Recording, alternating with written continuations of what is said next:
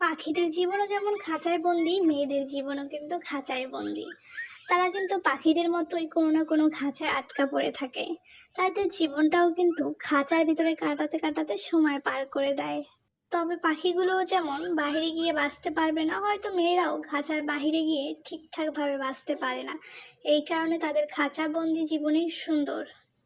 সকাল সকাল কিন্তু আমি ওদের ফেভারিট খাবারটাই ওদের দিয়েছি, বুট সেদ্ধ। বুট খেতে কিন্তু ওরা খুবই পছন্দ করে, অনেক মজা করে কিন্তু এই খাবারটা খায়। তাছাড়া পাখিদের জন্য কিন্তু বুট সেদ্ধ অনেক উপকার শরীরের জন্য।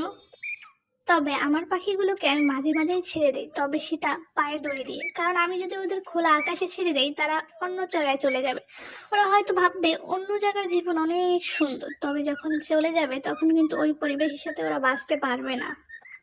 ওই যে বললাম, সবাই আমরা মনে করি দূরের জিনিসটা হয়তো অনেক সুন্দর, ঠিক আমার পাখিগুলো এটাই মনে করে যে দূরের জিনিস অনেক সুন্দর, ওই আকাশ অনেক সুন্দর। আর ওরা ওই আকাশে উড়ে যেতে চায়, তবে ওরা জানে না ওই আকাশে ওদের বেঁচে থাকা সম্ভব নয়। যেহেতু ও সবসময় খাঁচায় বন্দি ছিল, সেহেতু ও বাহিরের পাখিদের মতো একদমই না। ও কিন্তু কিভাবে খাবার সংগ্রহ করে, কিভাবে খেতে হয়, কি করতে হয়, কিভাবে উঠতে হয়, এইসব কিছুই ও জানে না।